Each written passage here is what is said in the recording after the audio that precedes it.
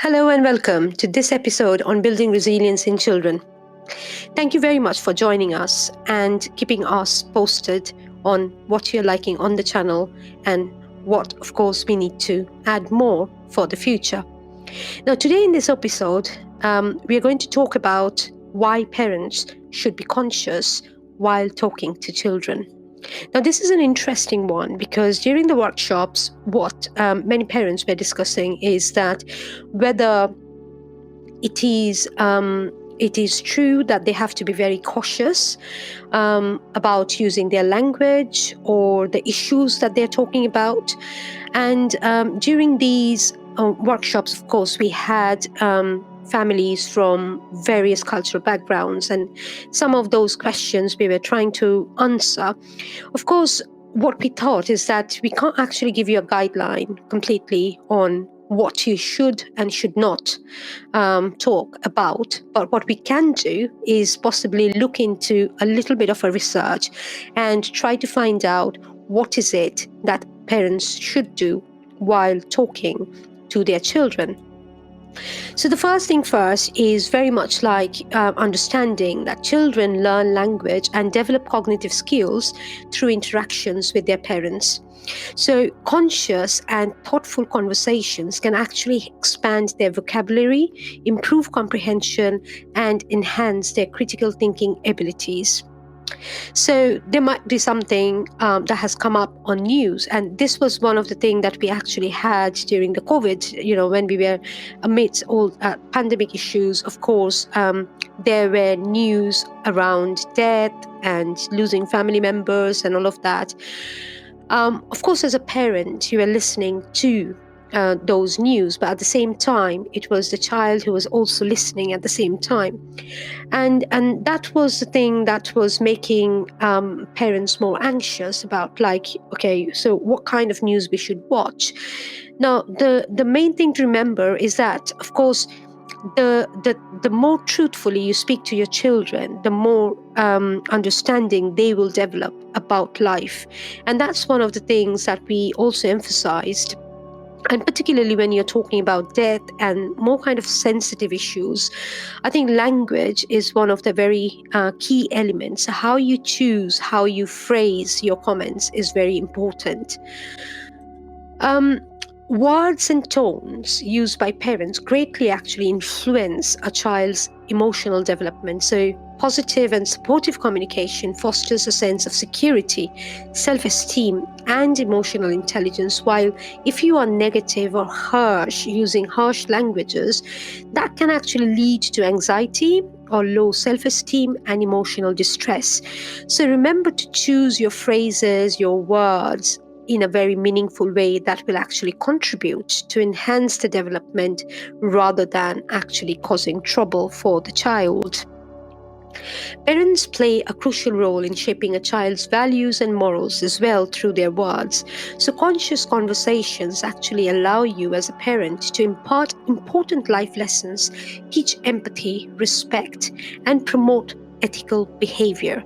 So what you are talking about means a lot because, of course, they are listening now, but they will be applying it tomorrow. Effective communication skills are essential for navigating conflicts and solving problems. So when parents engage in conscious conversations, they model healthy communication strategies, teaching children how to express their needs, listen actively, and find mutually beneficial solutions. So it's more about you teaching them about problem solving and conflict resolution. So how can they come out of that situation if they need to be? Conscious conversation builds trust and it strengthens the parent-child bond. So when parents are attentive, patient, and genuinely interested in their child's thoughts and feelings, it creates an atmosphere of openness, encourages dialogue, and foster a deeper connection. So whenever something happens online, say for example, or in school or somewhere else, the child feels comfortable coming back to you and talking about it rather than being fearful. Now that we have looked into what does conscious parenting means in the context of when you're speaking to your child, let's look into some specific examples of how you can actually explore that in your daily lives. So when your child is talking to you, give them your full attention. So maintain eye contact, show interest, and ask follow-up questions to demonstrate that you are actively listening and valuing their thoughts and feelings, and you're listening to resolve, or you're listening to actually provide them an emotional support.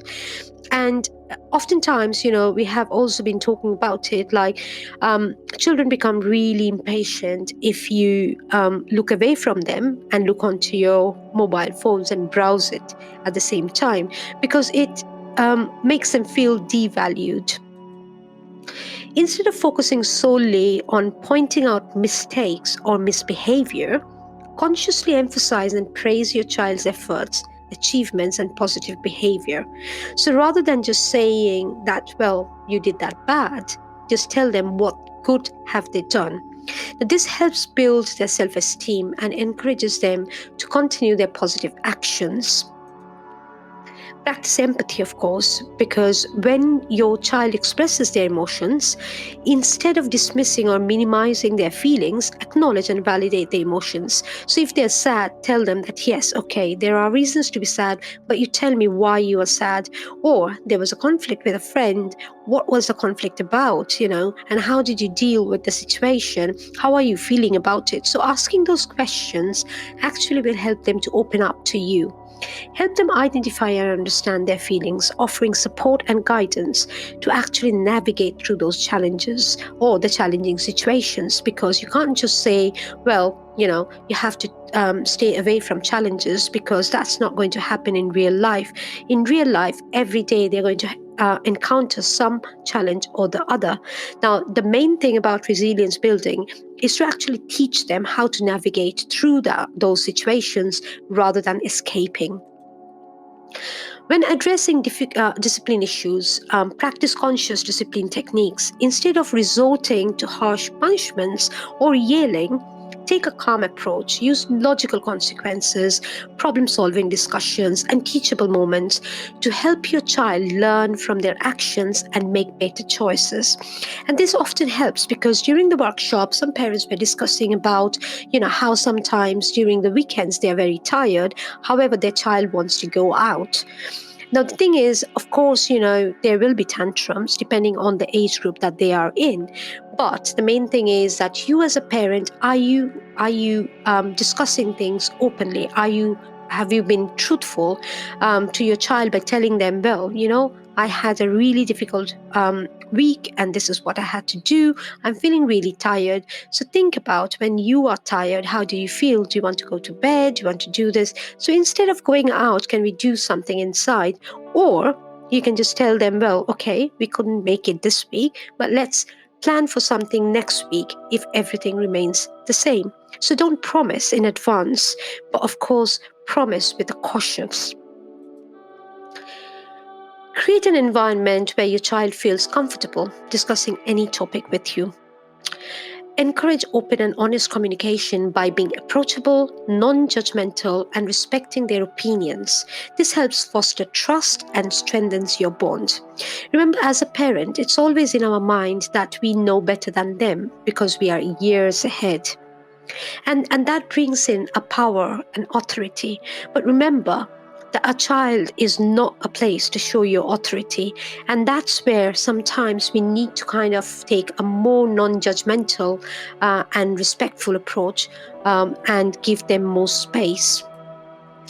Conscious parenting involves setting up clear and consistent boundaries as well. So it's not just that you are giving to everything, but you're actually setting consistent boundaries for your child's behavior.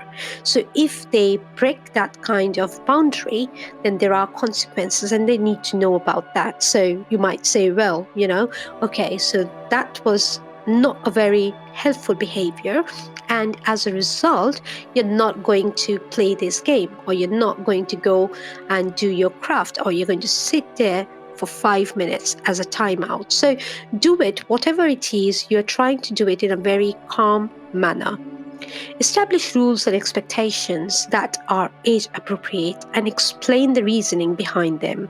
So, not just by saying, well, I'm saying you and you have to do it, you explain to them why you're asking them to do it. Reinforce these boundaries with love, understanding, and positive reinforcement. So, what you're trying to do here is you're trying to actually give them some examples, so that they can live by those examples throughout their life. And that's very, very important. The more analogies you set before them, the better they're going to get at it. You can also help your child develop emotional intelligence by teaching them how to recognize and manage their own emotions.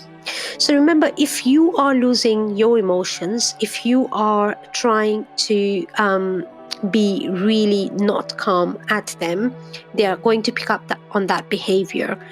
So you want to do something that's going to actually set something for them in the future. So encourage them to express their feelings in healthy ways, such as, you can talk to them, well, okay, so you're upset. Why don't you start journaling or drawing or talking about their emotions or doing something that they like? By being mindful and intentional in their conversation, in their conversations, parents can actually create a positive and nurturing environment that supports their child's growth, emotional well-being, and overall development. And that's what the purpose is. I think we will reiterate a few of the things that we have talked about today, mostly around conscious parenting. And remember that this is more of a practice. It's an ongoing practice that involves self-reflection, adaptability, and continuous growth. Let's not forget that we are all human beings who come with emotions. These examples, of course, that we provided can be just a starting point for creating a mindful and nurturing parenting approach that benefits both you and your child. Right, so that's it for today. I hope you enjoyed the content that we made today, but also the contents that we have made over time. Please do visit our YouTube channel. If you want to look at our website, you can scan the QR code that you're seeing now on the screen. You can also be in touch with us on Facebook, Twitter, and Instagram. And finally, if you have not subscribed, please do subscribe and encourage us to make more contents like this. If there are contents that you want to actually listen to or look at, or you want us to research, we will do that for you. So please do get in touch. You can also email us at buildingresilienceinchildren@gmail.com. Thank you. Have a nice one. I'll see you in the next one.